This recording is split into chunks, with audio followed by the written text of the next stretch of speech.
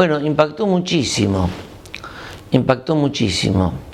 Uno de los problemas, como yo decía, fundamentales en esa, estamos hablando de la década del 50, era el envío de obreros a la obra, el envío de pastores, el inicio de obras nuevas.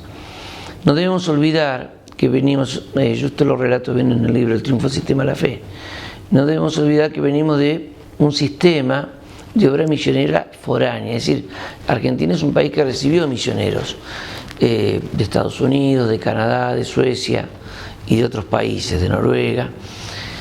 Cada uno de ellos venía con su sueldo, Inglaterra también, venían con sus sueldos, venían con su sostén misionero, es decir, las iglesias madres, las iglesias enviadoras los sostenían. Era una práctica habitual, ¿cierto? Era como el estándar, el sistema conocido y el que todos aceptaban como natural, como normal, ¿verdad? Entonces, ¿qué pasaba? La obra en Argentina ya había comenzado a madurar. Había muchos seminarios, había escuelas bíblicas, los jóvenes se preparaban para la obra, para servir al Señor, hacían sus cursos teológicos, en fin, y llegaba el momento que tenían que salir a hacer la obra del Señor, a comenzar obras nuevas, pero venía el problema del sostén, ¿con qué se iban a sostener económicamente? ¿Cierto? El sistema imperante, el sistema que existía era que las iglesias mandadoras, las iglesias madres en los países de origen los sostenían, pero ¿qué iba a pasar con los misioneros nacidos aquí, digamos, criollos, autóctonos de estas tierras? Las iglesias extranjeras no los sostenían, ellas sostenían a sus propios misioneros, pero no a los misioneros argentinos. Y las iglesias argentinas no estaban maduras todavía y económicamente quizá no tenían la capacidad de poder enviar y sostener misioneros. Podían darle una ofrenda, una ayuda, pero no había gran capacidad económica. Entonces es allí donde es como que había un cuello de botella que estaban, yo un poco lo comparo con aquella expresión de la Escritura que dice, la que estaba por dar a luz, ya había llegado la hora para parir, pero no tenía fuerzas. Es decir, la iglesia quería enviar a los obreros, pero no tenía la capacidad económica para sustentarlo, ¿verdad? Es ahí donde Dios lleva, en medio de ese gran mover, ese gran avivamiento espiritual, de búsqueda del Señor en la ciudad de Citibel, es donde el Señor comienza a abrir las Escrituras, y porque todo avivamiento tiene que llevar siempre a las Escrituras, ¿cierto? Las Escrituras son, la palabra del Señor son la regla, ¿verdad? Son la que nos enseña el camino. Entonces los lleva a buscar las Escrituras y allí ellos comienzan a ver la sencillez con la que Jesús envió los primeros obreros, los 12, los 70, sin bolsa, sin alforja, que salieran al campo de labor confiando que les dice palabras como estas: el obrero es digno de su alimento, el obrero es digno de su salario, cuando vayan a predicar, paren en una casa, coman lo que les den, en fin, los anima a que salgan por la fe, que salgan creyendo que Dios los iba a sustentar y que los iba a respaldar también, ¿no es cierto? Por eso le dice, oren por los enfermos, en fin, y todo lo que vemos ahí en San Mateo capítulo 10 o Lucas capítulo 10. Bueno, con esta fe él vino a Mar del Plata. Como un pionero, él tenía un buen sueldo en dólares, era misionero también. Una de las primeras cosas que él hace, que es bastante, no es fácil de escuchar de esto, una de las primeras cosas que él hace, él renuncia a su sueldo misionero, un buen sueldo misionero, él incluso en su misión era supervisor para todo el Cono Sur, o sea que estaba un buen sueldo, él renuncia a ese sueldo porque él quería probar que Dios podía sustentar, que Dios podía sostenerlo, porque él decía, yo no puedo enviar a otros obreros a la obra y decirle, Dios los va a sustentar si yo estoy bien alimentado por un sueldo y no lo he probado, ¿no es cierto? Como un buen líder, ¿no? Él quería probar en sí mismo, en carne propia, si la cosa funcionaba antes de enviar a otros.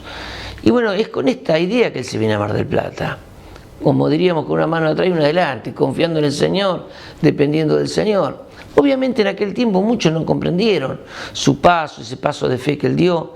Él tenía en aquel tiempo esposa y 4 hijos, y todos sabemos que de tener una posición económica a perderla siempre es bastante difícil. Pero él la perdía en la parte práctica, económica, digamos, monetaria, pero su fe era impresionante, era muy grande, y él sabía que Dios no lo iba a abandonar.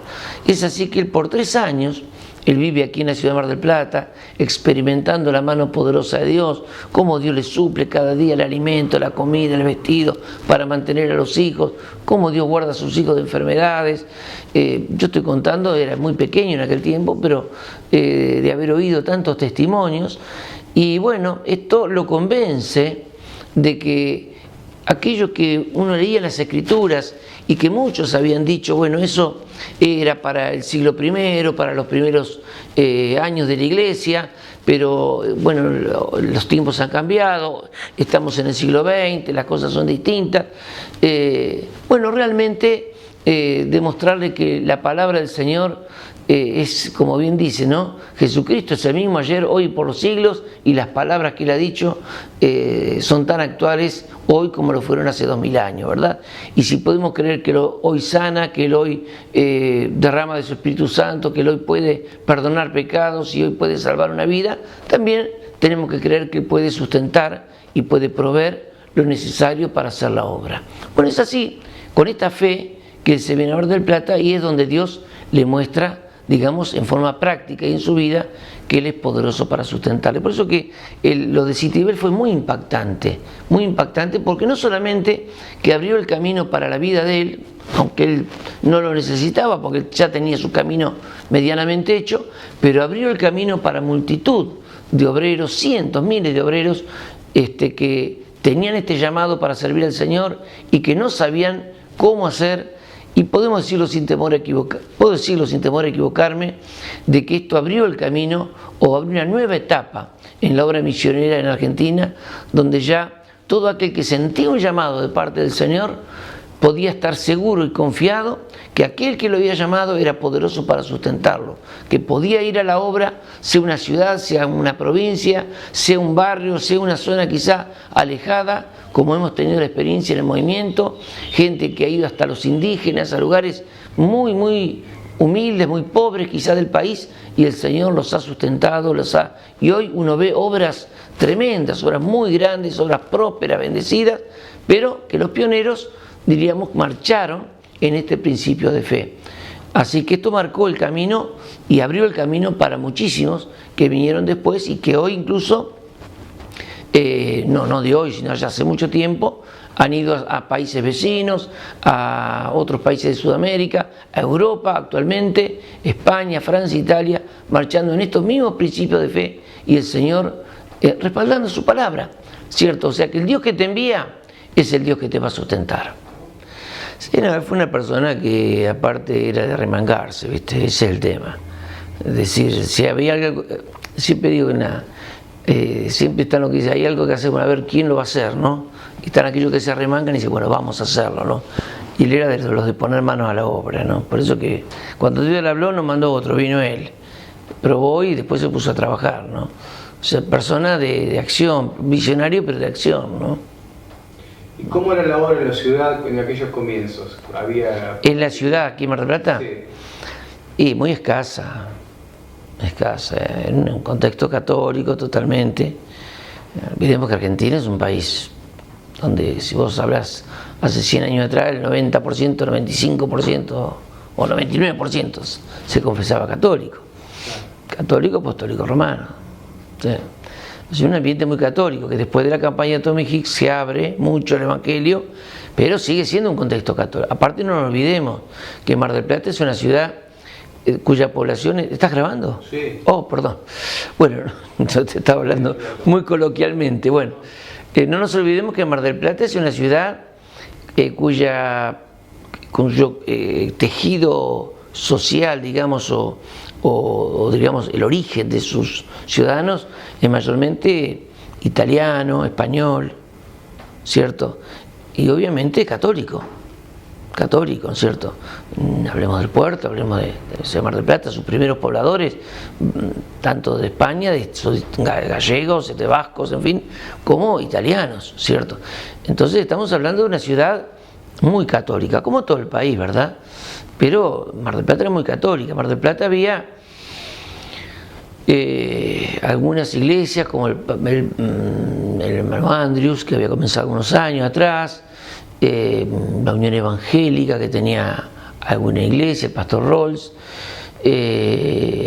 dos grupos pentecostales, uno la Iglesia de Dios, que había comenzado un par de años antes, que incluso mi padre había sido invitado a predicar, a ser pastor de esa iglesia, pero bueno, Dios lo guió por otro camino.